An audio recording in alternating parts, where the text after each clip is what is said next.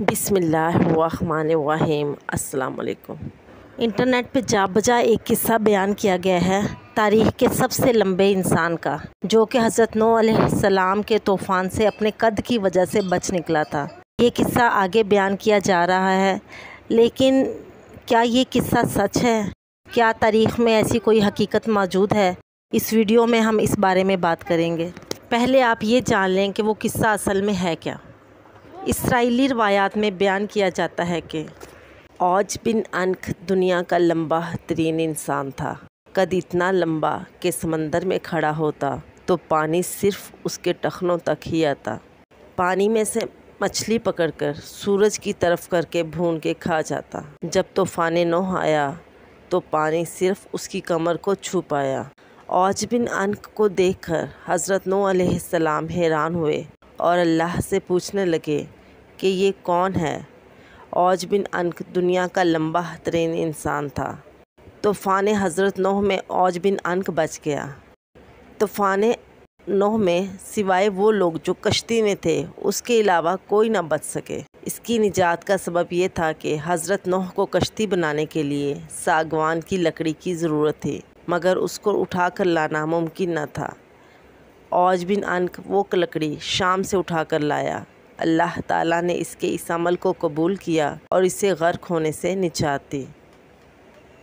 فرعون کے دریائے نیل میں غرق ہونے کے بعد جب بنی اسرائیل کی قوم کو اس کے ظلم و جبر سے نجات مل گئی، تو اس کے کچھ عرصے کے بعد اللہ تعالیٰ نے حضرت موسیٰ علیہ السلام کو حکم دیا کہ ملک شام کی سرزمین سے ظالم جابر لوگوں کو نکال دو اور خدا کے دشمنوں سے جہاد کرو۔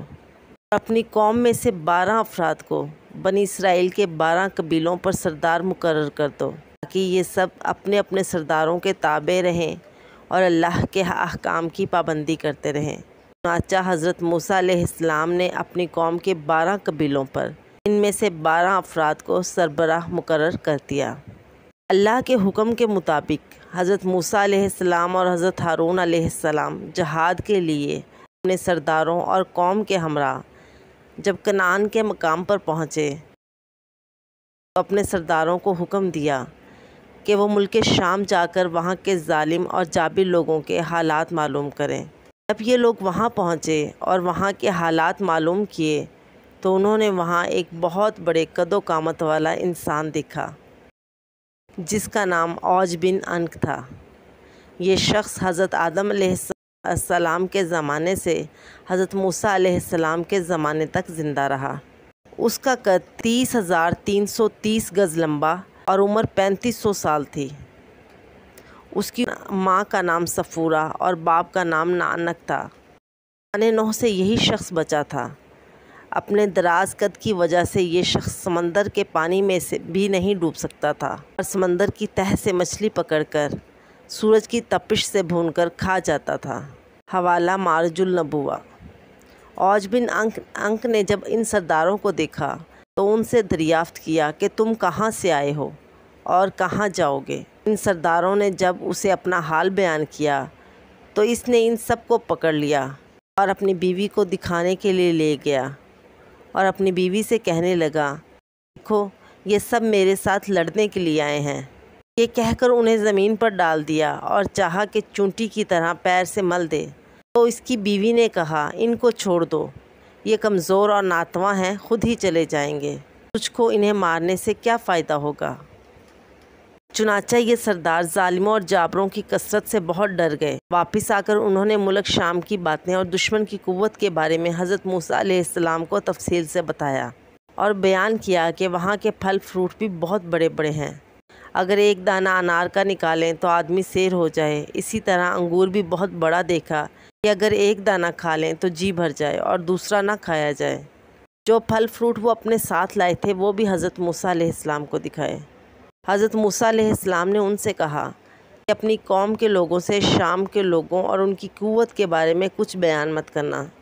آپ علیہ السلام کے اس حکم پر ان 12 سرداروں میں سے صرف 2 سردار اپنے عہد پر قائم رہے اور ان 10 سرداروں نے عہد شکنی کی اور قوم کے افراد کو شام کا سارا حال بیان کر دیا اور اوج بن عنق کے ہاتھوں پکڑے جانے کا واقعہ بھی بتا دیا۔ جب قوم نے ان سے دشمن کی قوت کے بارے میں سنا تو وہ ہراساں ہو کر جہاد پر جانے سے کترانے لگے اور مصر واپس جانے کی تیاری میں لگ گئے۔ حضرت موسیٰ علیہ السلام نے فرمایا، اے لوگو، تم مت گھبراؤ اور جہاد سے بھاگنے کی کوشش نہ کرو۔ میرے ساتھ اللہ تعالیٰ نے وعدہ فرمایا ہے کہ میں تمہیں ان کافروں پر فتح دوں گا۔ قوم نے کہا، اے موسیٰ، وہاں پر تو ایک شخص ہے جو بہت بڑی قاد و قامت والا ہے اور وہ بڑا ہی زبردست ہے۔ ہم ہرگز وہاں نہیں جائیں گے جب تک کہ وہ شخص وہاں پر موجود ہے۔ وہ دونوں سردار جن کے نام یوشع بن نون اور کالوت بن قتادہ تھے، جو اپنے وعدے پر قائم رہے تھے، قوم سے کہنے لگے، اے قوم، ٹھہر جاؤ اور ان پر حملہ کرو۔ اللہ تعالیٰ تم کو ضرور ان پر فتح دے گا، اور موسیٰ علیہ السلام نے وعدہ کیا ہے کہ اللہ ان کو ضرور ہلاک کر دے گا، جس طرح فرعون کو ہلاک کیا تھا۔ جب تم لوگ اللہ پر یقین رکھتے ہو تو اس پر بھروسہ کیوں نہیں کرتے؟ قوم نے کہا، ہم ساری عمر وہاں نہیں جائیں گے۔ اے موسیٰ، تو اور تیرا رب دونوں جا کر ان سے لڑو، ہم تو یہیں بیٹھے رہیں گے۔ حضرت موسیٰ علیہ السلام نے ان سے غصہ ہو کر ان کے لیے اللہ سے بد دعا کی وجہ سے شام کی فتح میں 40 سال کی تاخیر ہوئی۔ اس مدت میں بنی اسرائیل کے نافرمان لوگ جنگلوں میں بھٹکتے رہے۔ حضرت موسیٰ علیہ السلام اور حضرت ہارون علیہ السلام اپنا عصا ہاتھ میں لے کر شام جہاد کے لیے روانہ ہوئے، اور جب رات ہوئی تو بنی اسرائیل نے واپس مصر جانے کا ارادہ کیا۔ تمام رات چلتے رہے، لیکن صبح فجر کے وقت دیکھتے ہیں کہ جہاں سے کوچ کیا تھا وہیں پر موجود ہیں۔ وہ سمجھے کہ حضرت موسیٰ علیہ السلام کی بد دعا سے یہ حال ہوا ہے، تو یوشع بن نون نے ان سے کہا کہ اس میدان میں ٹھہر جاؤ اور صبر کرو اور استغفار پڑھو جب تک کہ حضرت موسیٰ علیہ السلام شام فتح کر کے واپس نہ آ جائیں۔ بنی اسرائیل کی قوم کے 6 لاکھ افراد حضرت موسیٰ کی بد دعا سے 40 سال تک اس جگہ سے نہ نکل سکے۔ اس جگہ کا نام طیہ ہے، جو فلسطین، اردن اور مصر کے درمیان ایک میدانی علاقہ ہے۔ الغرض، جب حضرت موسیٰ علیہ السلام اوج بن انق کے شہر کے نزدیک پہنچے تو لوگوں کی مہیب شکلیں دیکھ کر ڈرے اور اللہ کو یاد کر کے آگے بڑھے۔ جب اوج بن انق نے ان کو دیکھا تو چاہا کہ پکڑ کر چونٹی کی طرح مسل دے، اور کہنے لگا کہ تو ہی بنی اسرائیل کا وہ سردار ہے جس نے فرعون کو اس کی قوم کے ساتھ دریائے نیل میں غرق کر دیا ہے۔ یہ کہہ کر اوج بن انق نے اس پر حملہ کر دیا۔ حضرت موسیٰ علیہ السلام نے اس پر جوابی حملہ کیا۔ آپ کا قد بھی 10 گز اونچا تھا۔ آپ نے 10 گز اچھل کر اپنا عصا اتنے زور سے اس کے ٹخنے پر مارا کہ وہیں گر کر مر گیا۔ کہتے ہیں کہ اس کی لاش 40 سال تک وہیں پڑی رہی۔ اس عرصہ میں اس کے جسم کا گوشت گل گیا اور باقی صرف ڈھانچہ ہی رہ گیا۔ جب حضرت موسیٰ علیہ السلام اور حضرت ہارون علیہ السلام جہاد سے سرخرو ہو کر واپس لوٹے تو اس کے ڈھانچے کو اٹھا کر دریائے نیل پر رکھ دیا، اور ایک عرصہ تک یہ ڈھانچہ دریا پر پل کا کام کرتا رہا۔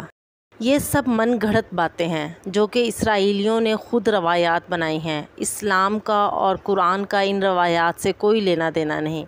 قرآن کریم میں واضح الفاظ میں بیان کیا گیا ہے کہ حضرت نوح علیہ السلام کے دور میں جتنے نان بلیور تھے، یعنی جتنے کافر لوگ تھے جنہوں نے حضرت نوح علیہ السلام پر ایمان نہیں لائے تھے، ان سب کو اللہ نے اس طوفان میں غرق کر دیا گیا تھا۔ جبکہ یہ واضح ہے کہ یہ شخص جو تھا وہ اللہ تعالیٰ کا منکر تھا، حضرت نوح علیہ السلام کو نہ ماننے والا تھا، تو یہ کیوں کر ہو سکتا ہے کہ یہ صرف اپنے قد کی وجہ سے بچ جائے؟